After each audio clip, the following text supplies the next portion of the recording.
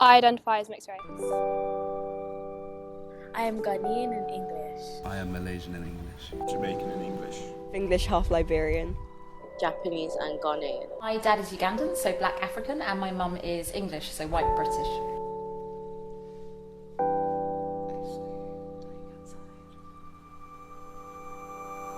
It's very rewarding, like I get to experience a lot of different things, and I think it makes me a bit more open-minded to the rest of the world because I obviously have a merging of two cultures in my house, so I can see things from lots of different perspectives. I think having both cultures is fun, but being mixed race is a bit weird.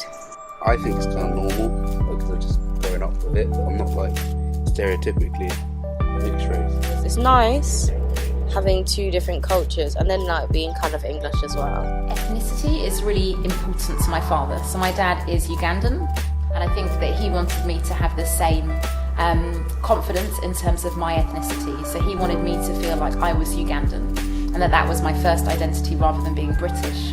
Whereas I guess for my mum, it was possible for her to see that both together could form part of my identity. My dad being the window into Jamaican culture and the rest of the family. He considers himself as he doesn't see colour. Tries to be a British person, so he's trying to instill that in me. My mum was adopted also by white people. She's the Liberian mix, and so I don't actually have that much of a deep connection with like my Liberian half. I have children, and my children, it's difficult to describe, I guess, what they are. They are mixed heritage, and my husband is white British, so mixed, other. Yeah, mixed race, dual heritage, biracial. There seems to be lots of different terms for it these days. I think mixed race sort of gives the suggestion that there are different races. I don't really think there are.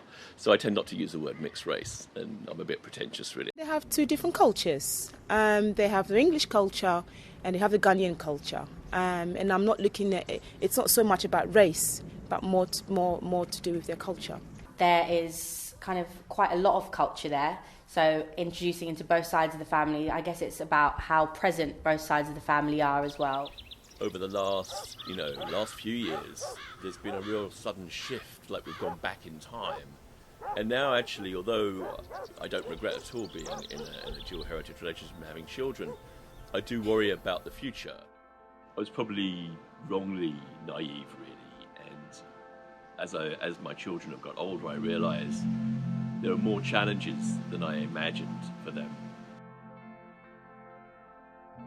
When you're growing up in a house where you don't look like either of your parents, and I don't know, you feel a bit disconnected, and like there's a bit of an internal conflict, an internal struggle. Like when you're with one parent and you're out with them, like you don't look like them, so people are a bit confused. You're always the one to stand out, no matter which family you're with.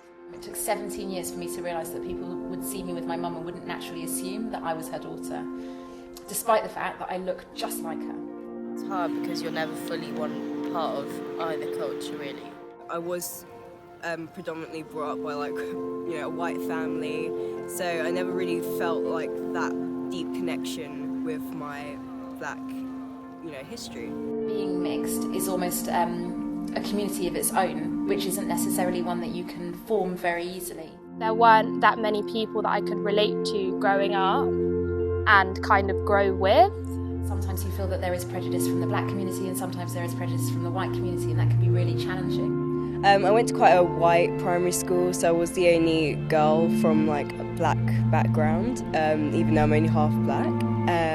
I did feel quite different, but it didn't really impact me that much. You don't know whether to hang out with the white kids or the black kids or the mixed kids who normally hang out with the black kids. So I think people do pigeonhole you, and they do it primarily on the basis of your skin colour. Mixed race people are often just seen as light-skinned black people. People never know what you are, and it's kind of annoying. I don't really look too mixed race, but I've still got it inside of me. More people are going to marry and have kids that are going to be mixed race, and it's generally going to be a more mixed society. I think there's a lot of misunderstanding of what it's like to be mixed race.